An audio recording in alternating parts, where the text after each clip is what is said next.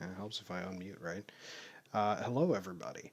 I don't think there's a lot of everybody here, but I figured it might be just good to work through thoughts on the tournament and strategies and all that. Because there's a lot to kind of decompress from after a tournament like this. And it's heckin' hard. It's heckin' hard. Um, so this is going to be a little disorganized. It's going to be little messy at times, but we'll get through it. We're going to talk about all sorts of stuff. So, first and foremost, hooray! I am a champion now. That's pretty freaking cool. Uh, Small tournament, but still, everybody in this tournament was dangerous, and I think everybody acknowledged that from the folks that were in. Uh, this bracket was scary across the board, and especially my lineup of it felt particularly challenging. So, a little bit about the event. So, if you can go next year, definitely do. As long as it's within your means and availability and all that. It's really just a great experience to meet everybody. You know, everybody there was great, whether they were part of the FFR crew or not. Um, the venue, I'd say the venue's all right. A little chaotic, with some lack of accessibility features here and there, which was one of the great challenges of the event. Is that like you know we have a wheelchair user in the community that was present, and the hotel is hardly designed for a wheelchair user to get around. So that's on the hotel.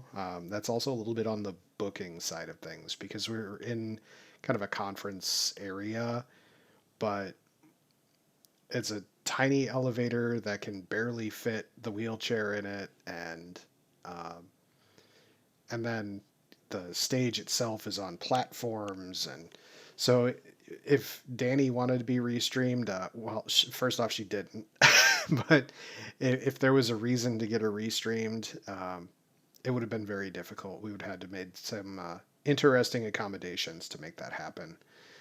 Um, as it was difficult just to get her into the area to track because, again, this particular bit of venue was rough. Um, I'm assuming that there's a big cost factor, like there are ballrooms available and whatnot. And it's just the event is kind of small-ish, but also kind of big-ish. There were quite a few people, say maybe 80-ish, 90-ish, something like that, plus staff. All right, Kumo. So anyway, the event was great. We're in my household looking forward to going back next year. So that's one of the nice things is we enjoyed the whole event, and my family got to go around DC, and that was super cool.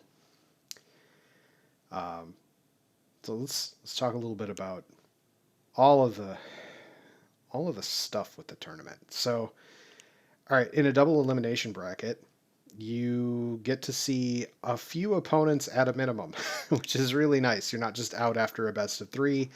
I've been bounced from a best of three or a best of one in prior tournaments, so I mean, I know that pain. Like, you just get the bad matchup and you're out. Here, you have to get at least two bad matchups. Um, every matchup here, again, was very concerning to me. There are some runners in this bracket where I know I'm just not faster than them. But I joked last night in the post game interview, you got to get your wily old veteran skills on, and that's where a little bit of that comes in here.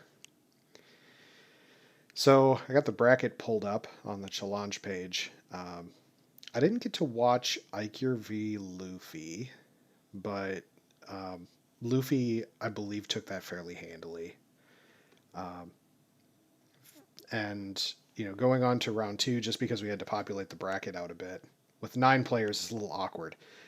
Danny v. Luffy, that was a classic case of knowing your opponent. Danny hates black belts and white mages. Luffy gave Danny a black belt and a white mage in the draft. And Danny, I think, killed both of them off. And Luffy rode that black belt to victory. Um, Papa Dukes versus Dark Moon. I didn't get to see that one. I think it was around the same time that my match against Fizzle was. But Dark Moon, um, I think just had a bad match of it. That's just kind of how it is. Link a lot versus Jay Coper. Jay Coper stretches himself thin on tournaments. If if you're not familiar with Jay Coper, he does everything. And there was at one point he had the match against Fizzle, and I think they set it for 8 a.m. And Jay Coper mentioned in the chat something about how he was gonna, get himself set up in his spot for the next 12 hours. Um, so he had he had a lot of hardware set up to do and all that, but because he was competing in Link to the Past and other stuff, it was very busy tournament weekend for Jay Coper. Sir Link a lot, I think, just is a fantastic runner, and I think kind of just ran the board on Jay Coper. Um, I mean, Link was probably one of the scarier opponents in the bracket to me. I'll get to that as I get to that match. So my first match against Fizzle in round 2. So the draft was fine in that, I got black belt white mage. He got whatever he got. I don't know. He found the eye first. He took the grind because he did ice very aggressively. And then he was like, oh, hey, I found the floater for sale in Elfland, and we've got the canoe, and there's probably just a ship in Marsh. I'm going to skip that forever.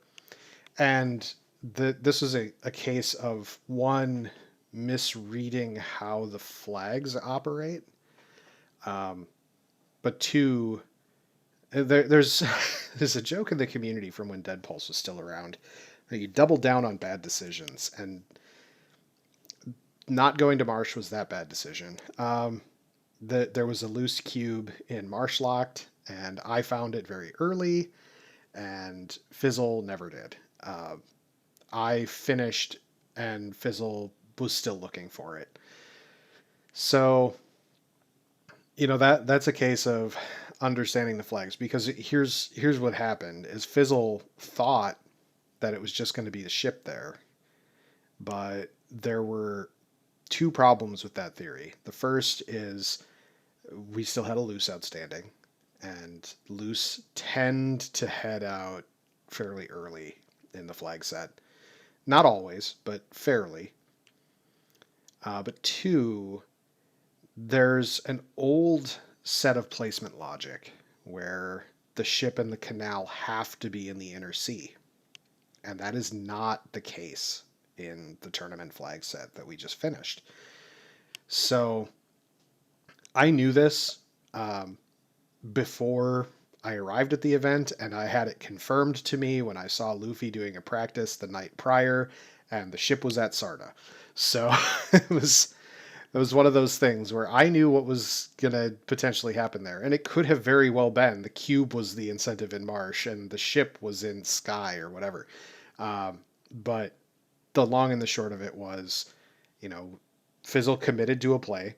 It was his plan, and he was going to execute on that. And that's why the cube was just never found. So that's how I took my game 1. Fizzle went down to face Ike here. I didn't get to see that match either. Fizzle, because he was also in the Link to the Past tournament, had 5 LTTP games to do. It was a lot of scheduling the first day and a half for him. So he had kind of a lot going on. So Fizzle took Ike here and Jay Coper. I think Jay Coper was, again, set up for his 12 hours in the race room, and Fizzle just did his game plan, right? Like, I think Jay Coper is kind of in the same vein of opponent where I think he's generally not so much a black belt guy and therefore played into Fizzle's comfort. And I'm going to get into that a little bit later. Um, Danny v. Darkmoon. Um, I don't have a whole lot to say on that one. I got to see most of that match, I think, but then I had to head out to prep for my match against Sir Link a lot. Danny took it. Dark Moon was out at that point and was the second person out of the tournament at that, maybe third. It may have been Jay Coper and Ike here first. So anyway, that's that's where we got to at the end of round two. Uh, Getting into round three, Luffy versus Papa Ducks. I got to do comms on that match, and that was executing on the victory condition. So win condition identification is a big part of FFR, and many veterans can tell you this. Victory conditions are an evolving, emergent thing. You iterate on them as you go through seeds, and part of it is the draft. You're identifying what you're planning to do when you're drafting your characters, what your opponents give you. You're coming up with a plan before the timer starts. And they both were gung ho on the black belt. Luffy found a zombie D grind with hurt dragons or hurt undead, one of the two, and was like, oh, well, zombie Ds in Marsh are fine if I have this because I'm getting 4 hits for 300 damage and taking them out. So he took the black belt to 42 within 15 minutes and proceeded to just stomp through the seed. Papa Dukes, on the flip side, was like, heck these early levels. I'm going to do exploration, get key items, try to find something better than zombie Ds. Well, he got hard stuck in Earth. There was a canoe at the bottom of Earth, and he just didn't have the levels to move forward. And so he got stymied for a good half hour while Luffy just plowed through that seed. Um, that is a rough lesson in adaptation. He couldn't find levels. He'd get a couple and he'd try to go back in, and it was a rough time. So that was how Luffy took that match of round three. I had my match against Link-A-Lot, and Link-A-Lot's a very scary opponent. Uh, he's good, just like objectively, but then there's also like this little bit of trickery that he's good at too. He's good with all mages as a party, like no melee carry. Just use the red mage. Red mages are his favorite class, and that I think says something about a player when red mage remains your favorite class for years.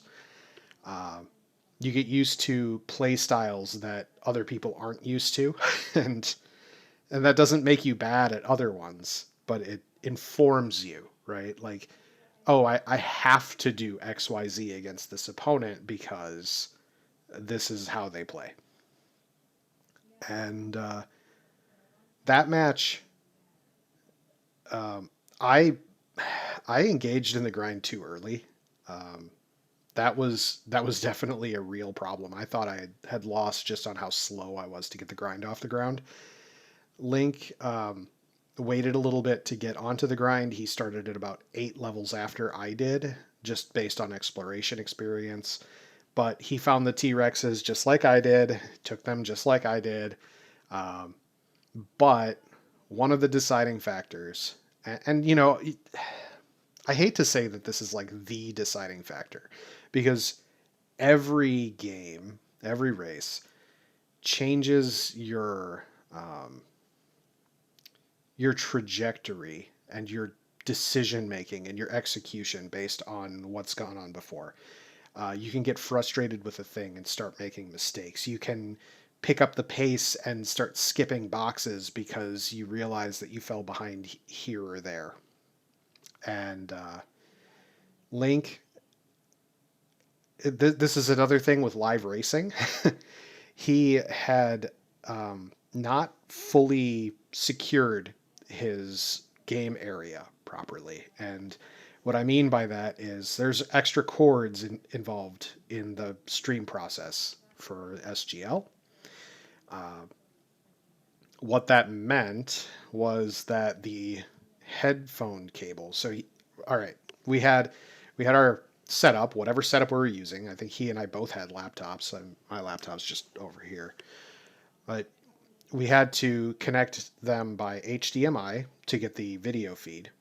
But then there was a 3.5 millimeter headphone jack cable that we had to plug into in order to get the audio feed connected over to the setup.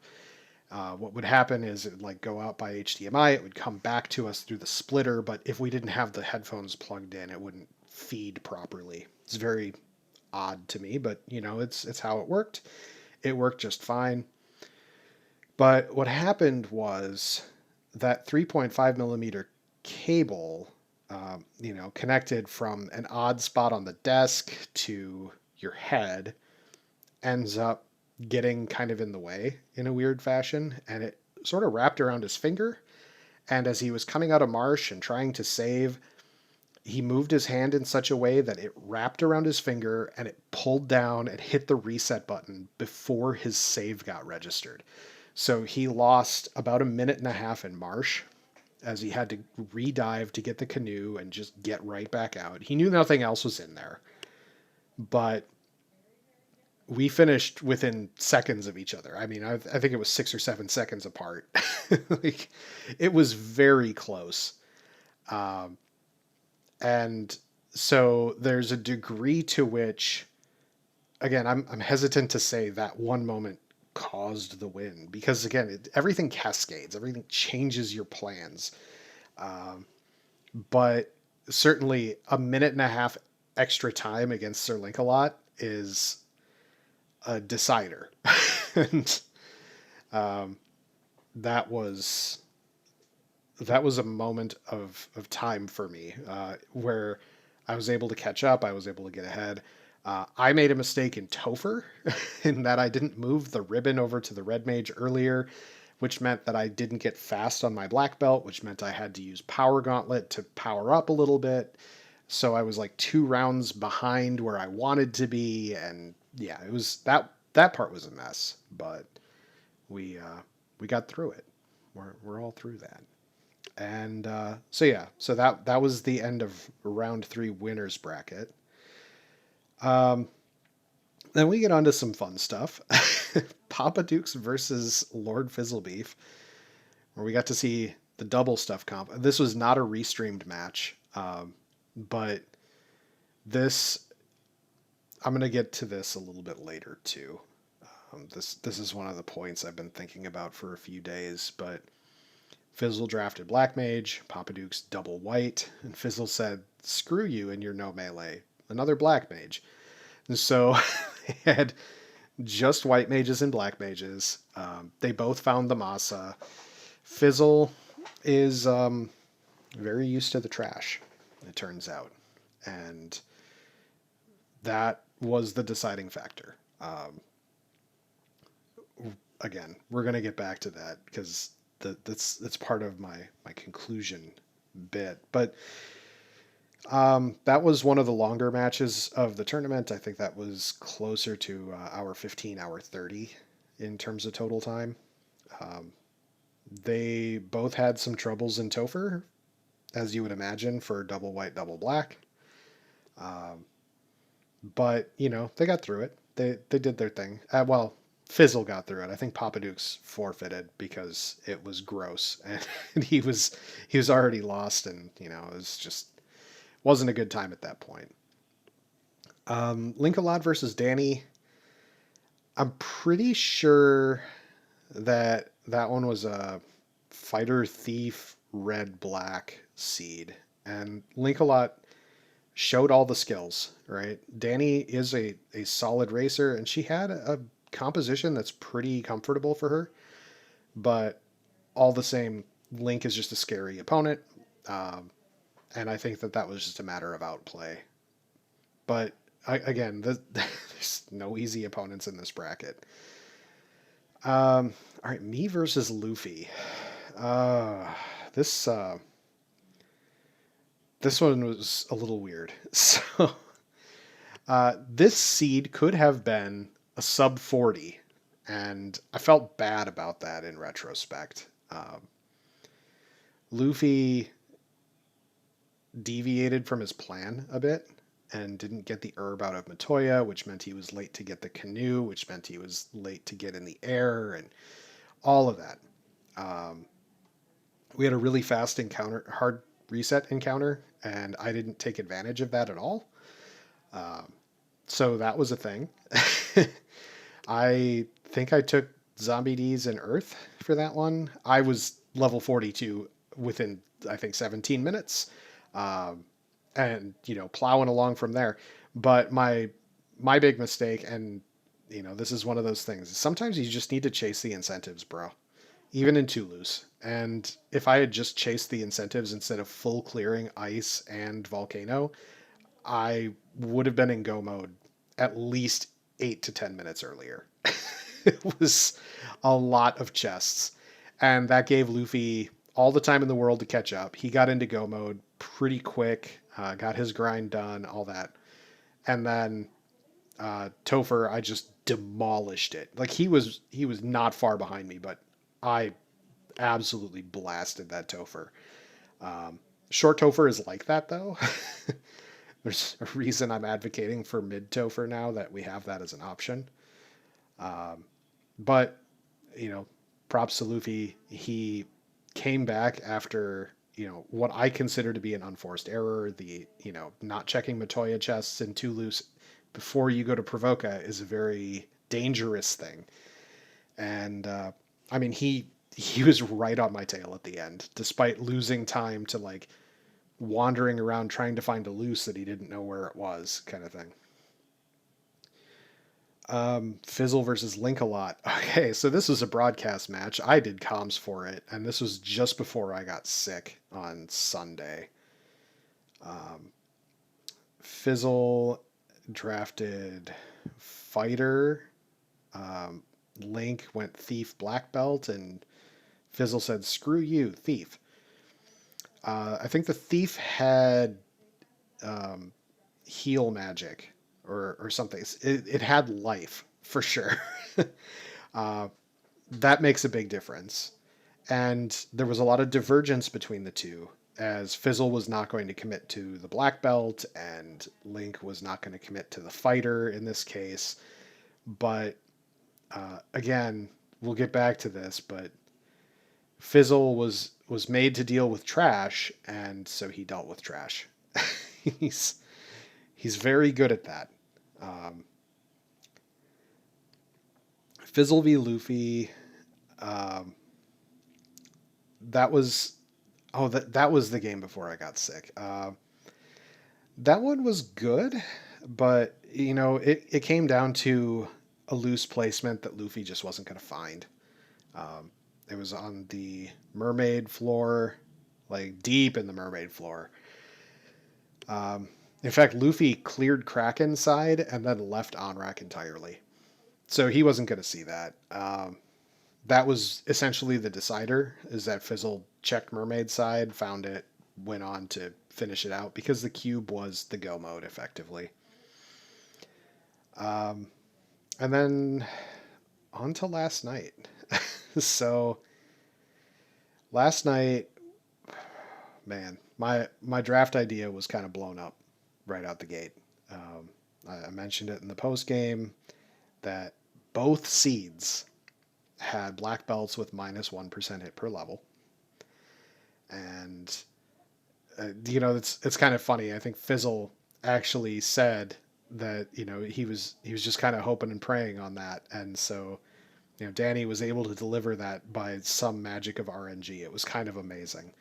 But the first seed, the fighter had like plus 80 hit points and black mage hit point scaling. Just no. You start somewhere and never go anywhere. Great.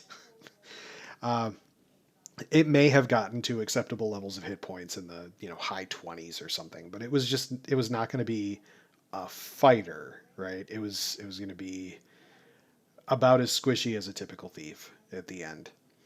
And so he drafted black first. I went thief white, and he took the red. And so we had Thief Rainbow to go in and take care of this, and it was fine. Um, I knew I was behind from a routing standpoint and all of that, but I know a lot about Fizzle. Um, we're going to get to that a little bit too, but the gist of it is Fizzle is stubborn. And if he believes he has the tools to do something, he's going to continue to try until it pays off. And it just didn't. My strategy was I don't think this thief has enough gas, so I'm going to take these blue Ds until it feels right. And it felt right at 33 for whatever reason. And then I proceeded to take out the rest of the seed. Uh, as much as chat may have been like, oh yeah, he was looking for 6 hits. First off, I don't know numbers in this game. I play by sense of smell. Uh, that's a long established thing. Like the only place where I know numbers are like black belt hit point or hit growth. When is your break points? But I had a Vorpal +3 and a Dream, and so I got to 6 hits, which was 32, but I was actually level 33, and I hadn't even looked at my max hit points properly, but I'd crested 500, so I was like, oh, okay, this is fine. But I was just going to assume that 33 was going to work. Uh, I was doing okay against these dragons. I'm probably going to do okay against Chaos, and by the time that I'm leaving Earth, Fizzle is starting his Topher dives. I haven't even done C yet, so I have to go up to Onrak and take care of that. But Topher was rude, and that was kind of where my hope laid in this seed. Um, so I was able to clinch that one out, and I mean that's part of knowing your opponent, and part of that's just is what it is. Second game, we had the fighter rainbow. As Fizzle started black, I went red white, and he took the fighter. The fighter was markedly better in this seed. Um, the I don't remember what the blurses were for the life of me, and it's okay. It doesn't really matter that much. But what I do know is uh, that there was a telling malice for me, and it was that the red mage could not learn Fade. Red mages don't get a lot of white magic. That means that it was in a relatively low level slot, most likely, and that meant level 2. And Fizzle hates white mages, so he was going to kill that white mage as fast as possible. From what I saw, that white mage was level 1 when he was in Topher, so he clearly got it off very early. It must have been in Toph when he was just going for Garland. And he never looked back. And I didn't expect him to. Um, Again, Fizzle famously hates white mages, regardless of circumstance. He'll use them if he has to, but he was very confident that his black mage and his red mage were going to pull him through. He had his comfort fighter. This was much more a draft of his style. And um, this seed came down again to a loose placement, but it was a calculable loose placement. So this is again part of the knowing your opponent. I'm going to do a whole dissertation on this in a little bit, but uh, the gist of it is Fizzle sees a canoe early. He's going to do ice with practically no resources. He's just going to crush it. And then he's going to move on from there. And in this flag set, there was never a point where you were going to do ice and think, yeah, I should just go do volcano now. Unless you got the floater and a black belt grind while you were in ice, you had no reason to go to volcano. Um, my routing avoids ice against Fizzle for that reason. And that's the know your opponent part. So when I went to Waterfall and I got the floater and I was able to do all the floater things and really push myself ahead on the exploration on that front, it also led me to a very much more natural ice into volcano play, which got me the incentive. Um, Now, again, this is all gambles, right? there's there's a lot of gambling involved in FFR. This was a gamble that paid off, and sometimes that's just how it is. I like to joke about luck vampires. I'm one of them. We've seen a few just between SGL Online and here. Um, so that's kind of where that came into play. Uh, with that though, I was firmly ahead once I saw that cube. I knew when I saw cube in armory that I won, and that's a weird thing to say against an opponent like Fizzle. Um, but I just knew it wasn't natural routing for him. That he was, because he had gotten the Oxyel from Ice, he was going to take Sea Shrine while he was in Onrack. He was probably going to full clear it because it had paid out in the past. There's a lot of chest density. The Mermaid floor has no encounters. Like, all of those factors come together. Uh, so that's how we finished out the tournament, which, man, I'm still a little shocked about the outcome on that. I did not expect to go undefeated through that event. That was not just not in my battle plan, but it was not even in my conception of a battle plan. So I didn't think it was a possibility. I didn't expect to win. I made the perler, the the fighter victory perler, that I said, hey, this is the bonus prize to whoever wins the tournament. I didn't think it was coming home with me. And then, here I'm in the grand finals, and yes, sick. I had to push it out because I had food poisoning on Sunday. But, here I am holding it again as, the person that it's intended for, I guess. It's surreal. Um, but all right. So kind of getting off the tournament recap, getting into the everything else. All right, so I'm going to say two things are conflicting, and I think you'll understand. The first one is uh, know your plan going in, um, but as Mike Tyson said famously, everybody's got a plan until they get punched in the mouth. And absolutely correct.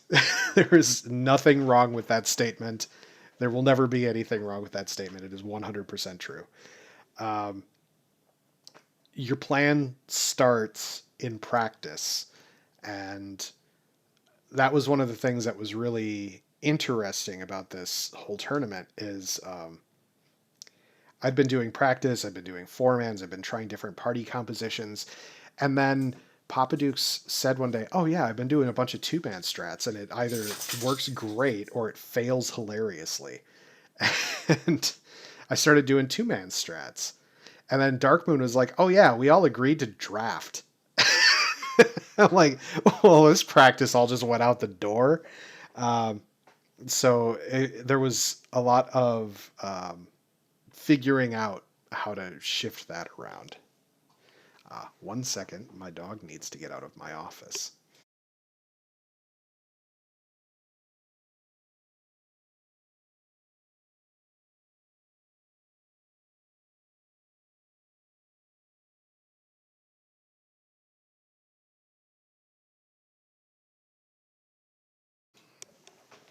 All right, so the draft thing threw us all for a loop, and that was one of those get punched in the mouth moments. The plan's out the window, folks. Now we have to think of a different plan. And draft is something that I have talked about a lot in the past, but I don't know that a lot of ducks have heard me talk about it. So that's part of why I wanted to talk here. Um, Draft is a deceptive part of the gameplay. And what I mean by that, and this is, I'm gonna do my Don the Fedora moment here and just say, if you haven't read The Art of War, you should read it. but I'm going to distill the most important part right here. Uh, you the second best time to win is when the timer stops, and the best time to win is before the timer starts. And so this, if we think about the draft system and how that works, we've got the higher seeds pick the first slot, the lower seed picks the second and third, and then the high seed picks the fourth. And that plays in a very interesting way in, in a tournament like this. So, um, knowing your opponent is very important. That's why I was less afraid of going against Danny than I was against Link, right? Link is very good as a generalist. I couldn't discern a specific weakness. But if I was going against Danny, I was just going to draft a black belt and a white mage, and I was going to do whatever the seed told me to do from there, because I was going to get a fighter and a black mage from her. It's just how it was. And when Danny faced an opponent who gave her a black belt and a white mage, that was basically the end of the seed. It was almost over before it started. And it's not that she can't, it's that she hates it. And it's very uncomfortable for her. The the style of play that Danny does, just as an example, it's very similar to Fizzle's, but Fizzle has a little nuance that Danny doesn't. And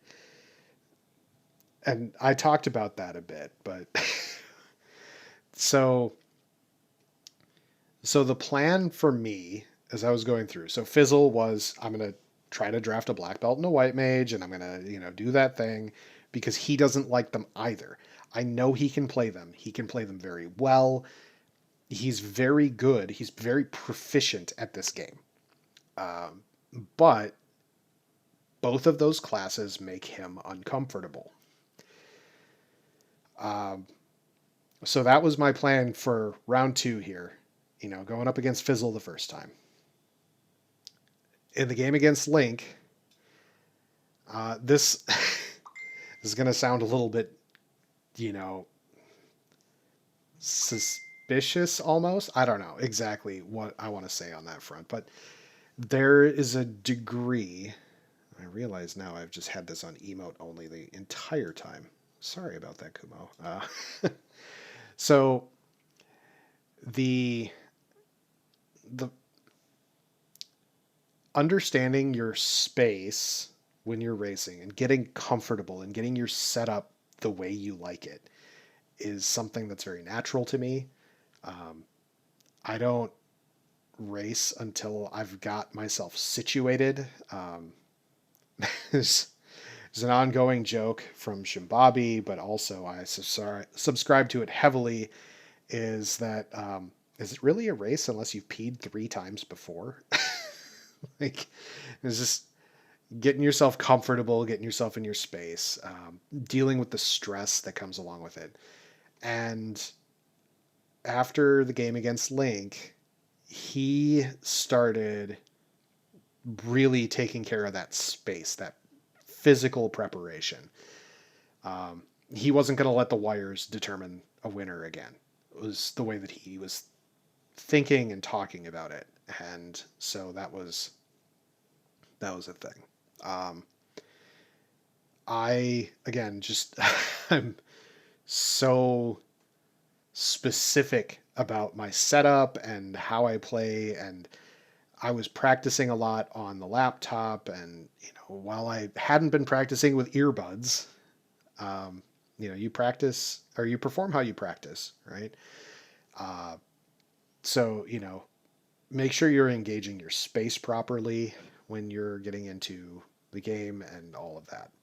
Um, Now, I made a ton of mistakes in that game. Don't get me wrong, but there was a lot, that I think can be reinforced on that front.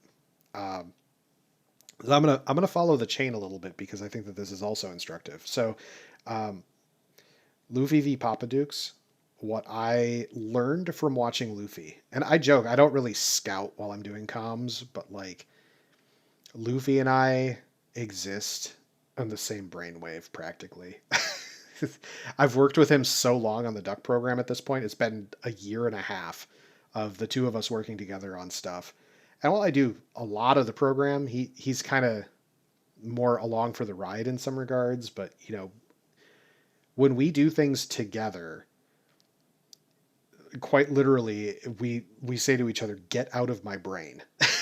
And so, um, part of me watching that was understanding how he was approaching these flags and understanding, yeah, indeed, he was approaching them in much the same way that I do, that he and I have a kind of a shared perspective on them. And so against Luffy, I had to stick to the plan and hope that it worked. And I mean, he and I are comfortable in like almost the exact same style of play. there's there's times where we're within 30 seconds of each other either way. We're very even matchup, but for whatever reason, you know, the the memory hole hit, and suddenly he lost 10 minutes of exploration to not finding the herb, and I lost like 8 minutes to trying to find a loose that didn't exist and wasn't needed. And then, we converged in Topher, and I had RNG and he didn't. I was ahead getting into Topher, but all the same, that's kind of where that landed in the end. But really, that was understand the plan, execute on the fundamentals, understand what the fundamentals are. Um, like that's a hard part sometimes. Um, so Fizzle v Papa Dukes. um, all right. So when somebody tells you who they are, you believe them. It's a quote from one of my favorite content creators on YouTube, Bo of the Fifth Column. Um, Fizzle has comfort picks, but he is also extremely well versed in trash.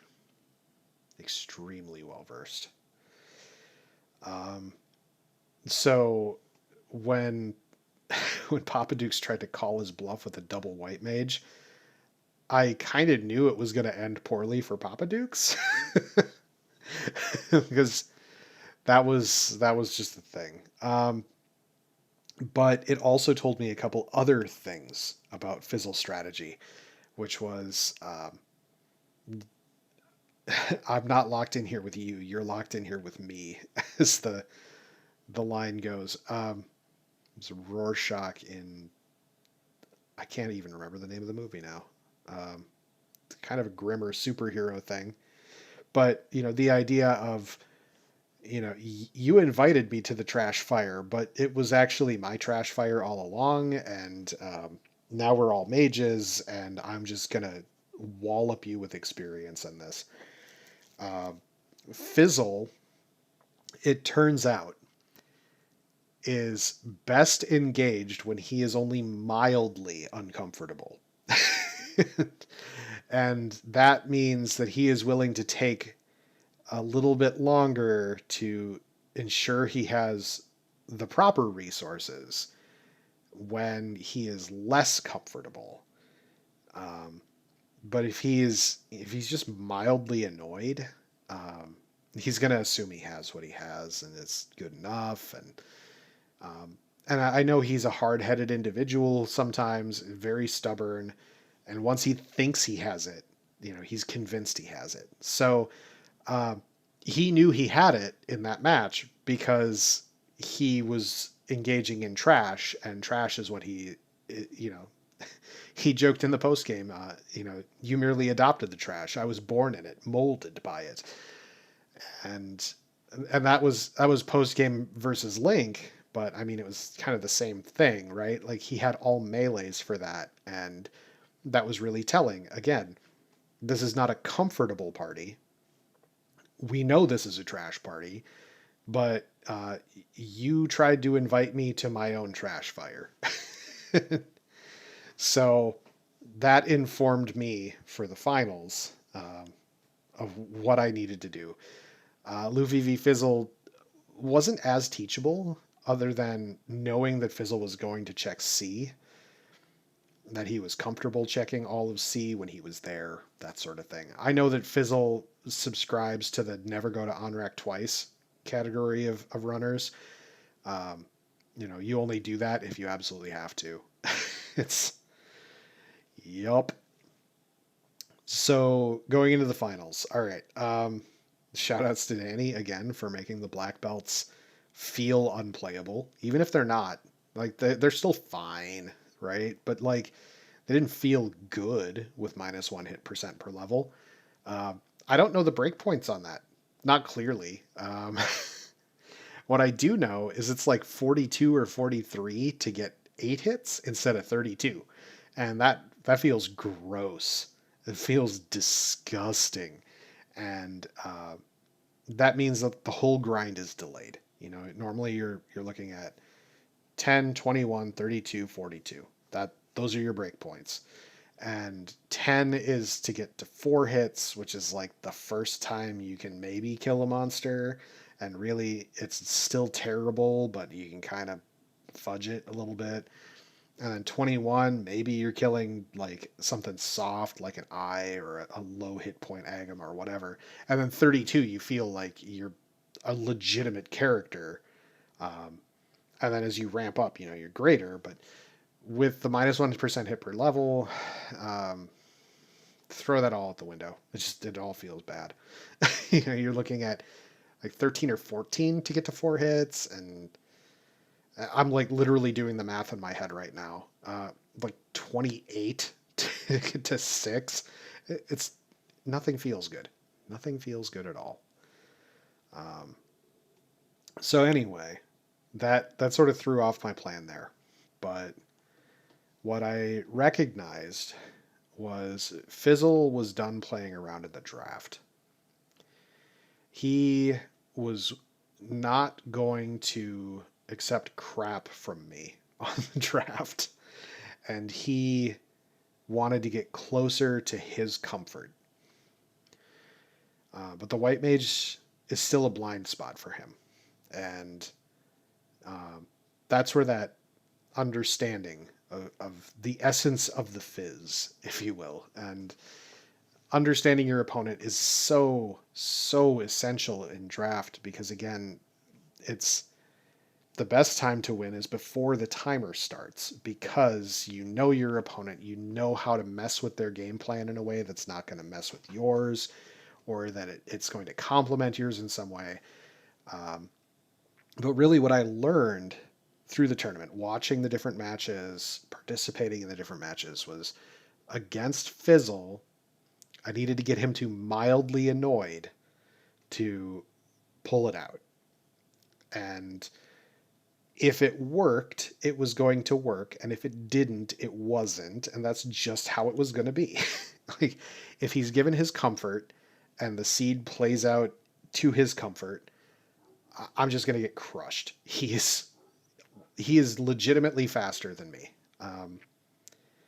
And so that the wily old veteran stuff, I talk sometimes about wily old man jujitsu, where you do minimal movements and just wait for your opponent to screw up.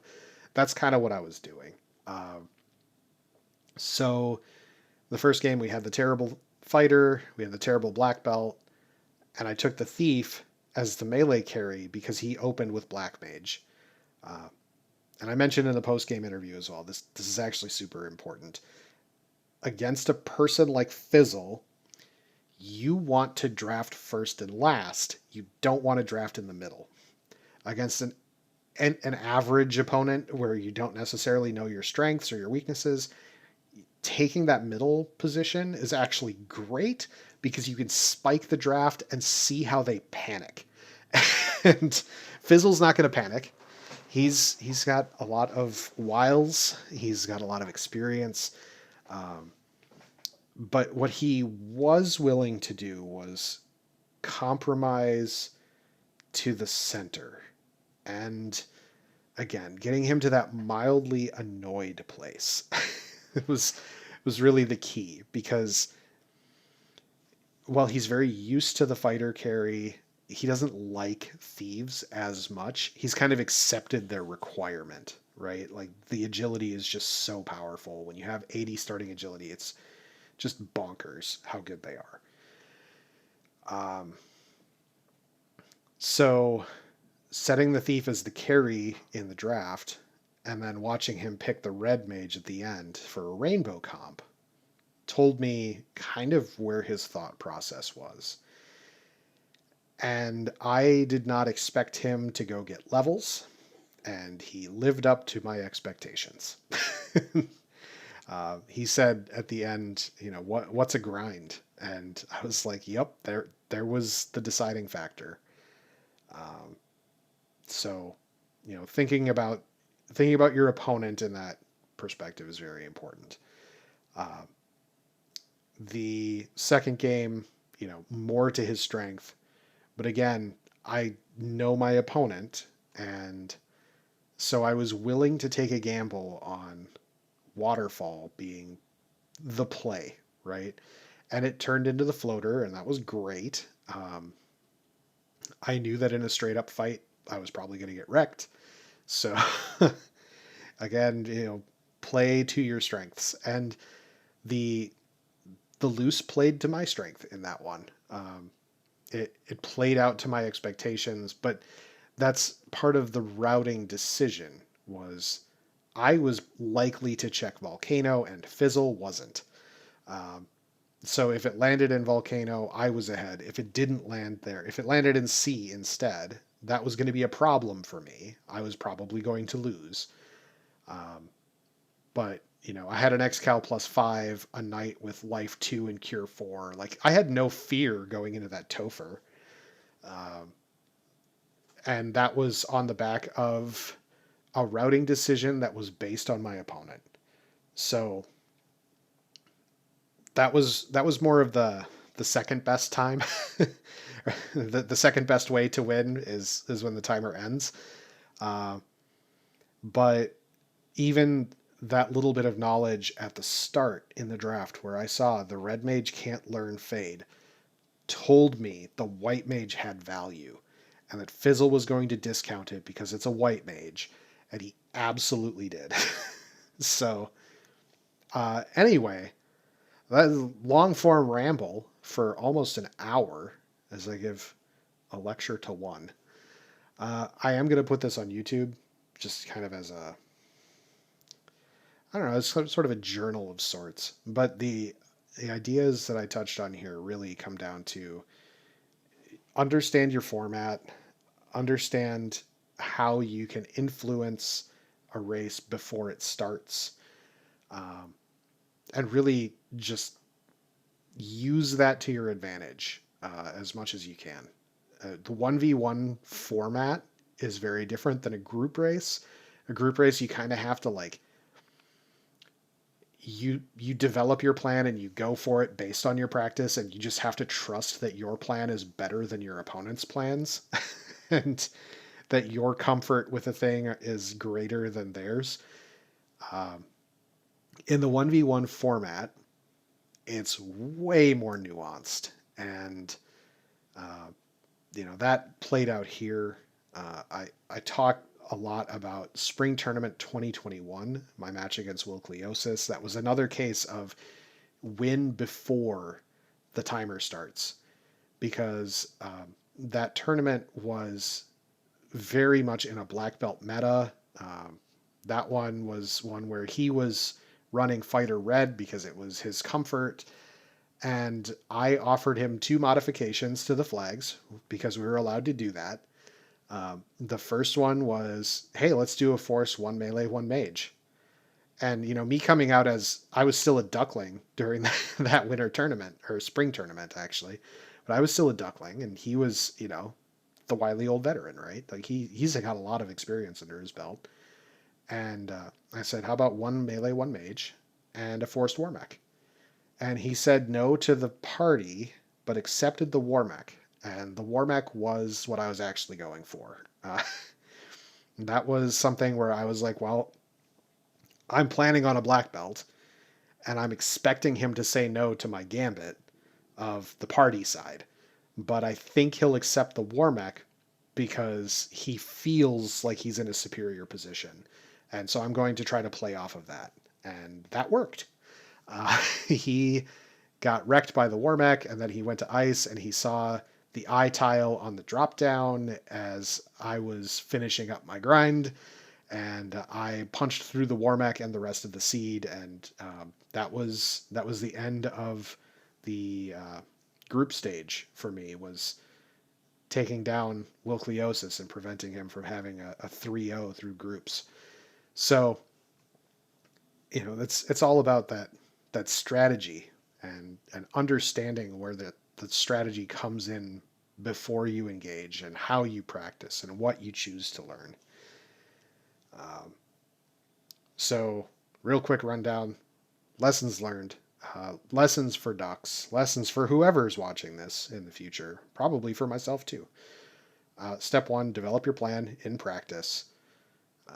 Step two, be ready for that plan to fall apart rapidly and need adaptation. Iterate as you need as you're going through. Understand your opponent. Build a plan around your opponent.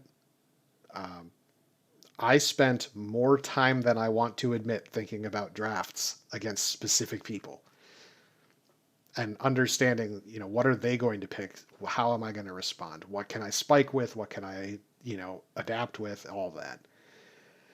Um, and then, evolve your victory conditions as you go through. It's an iterative process. Figure it out as you go. Um, and last but not least, and this is kind of going back to that know your opponent, is when somebody tells you who they are, listen to them, believe them. the Every one of my opponents told me exactly who they were, and part of that is just knowing people, interacting with the community, participating in races, whether that's group races, 1v1s, whatever. Just get to know who you're going to be against and learn the lessons. So I think that's going to wrap up for me. I hope this was informative and interesting content. But part of this was just I needed to kind of take it out of my brain, just get that out, set it on the table, let it sort of you know melt like cranberry sauce out of a can, and not think about it as much anymore. Clearly, it took me an hour to get through this, so there was a lot to go through. So anyway, yeah, hail to the champion, I guess, and I'll talk to y'all later.